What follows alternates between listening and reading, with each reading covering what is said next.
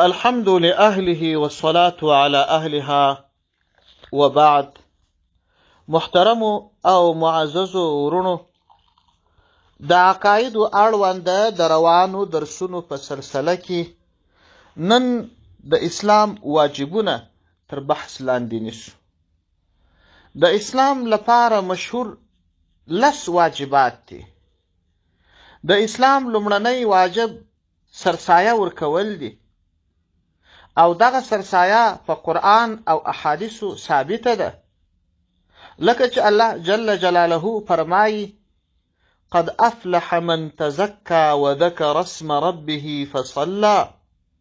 ترجمه یې دا ده: یقینا هغه څوک کامیاب دي چې تزکیه یعنې سرسایه ورکړي او د خپل رب جل جلاله ذکر وکړي، بیا لمونځ وکړي.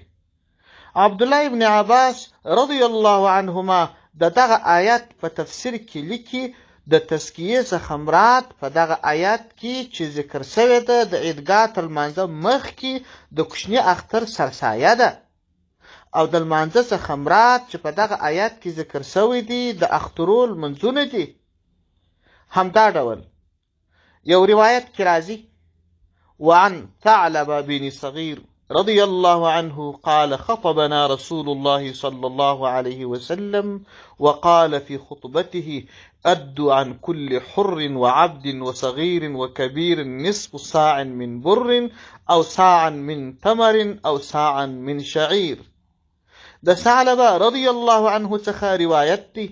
دی مبارک فرمایي: رسول الله صلی الله علیه وسلم موږ ته خطبه وویل، او په خطبه کې دا راته وفرمایل، او هغه وینا یې داسې وه: د هر آزاد یعنې حر، مریی، کوچني او لوی څخه د غنمو نیمه کاسه یا یوه کاسه د خورما څخه او یا یوه کاسه د اوربوش څخه سرسایه ادا کړي.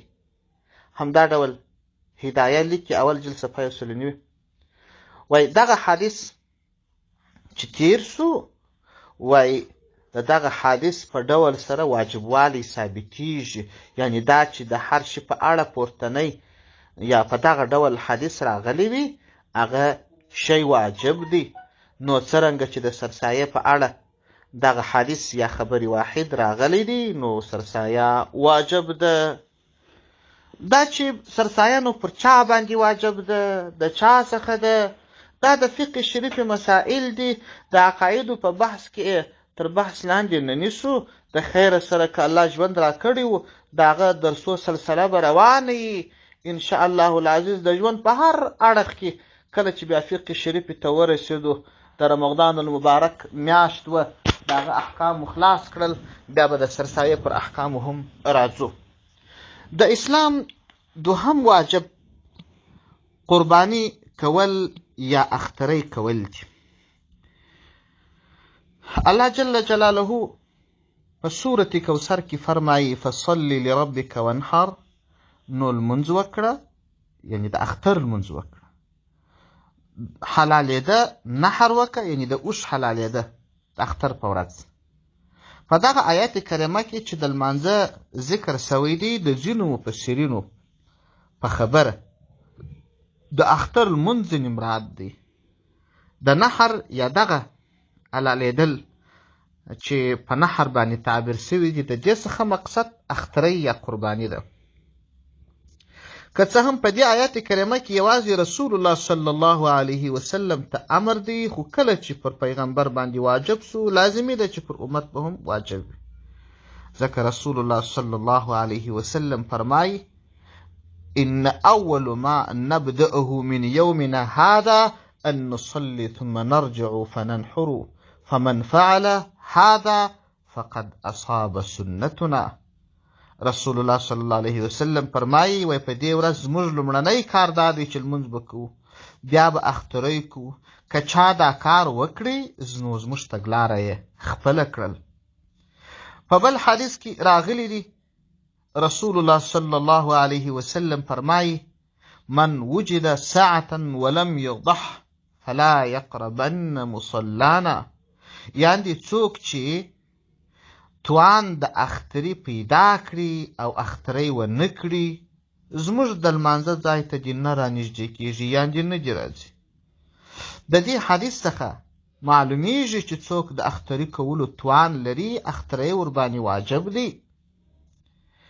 او دریم واجب د اسلام چې علماو ښودلی دی هغه د ناتوانۍ په وخت کې یعنې د ځینو قریبانو د مسکنت او ناتوانۍ پر مهال د دوی نفقه ده، په دې شرط سره چې قریبان یې مسلمانان وي.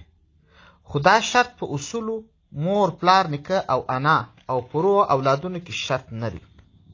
دغه قریبان که څوم کافران وي نفقه یې پر مسلمان قریب باندې شته، البته په دې شرط سره چې د یو اسلامي رښتیني هیواد تابعیت ولري یا په بل عبارت ذمي وي، ځکه الله جل شانه د کافرانو یا د کافر مور پلار په اړه فرمایي وصاحبهما فی الدنیا معروفا، د مور او پلار سره په نیک ډول ملګري کوه یعنې ښه ورسره اوسه.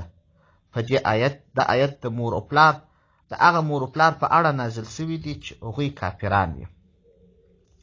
هغه اولادونه چې د کار او کسب کولو توانایي لري یعنې توان د نفقې پیدا کولو ولري نفقه یې پر پلار واجب نه ده.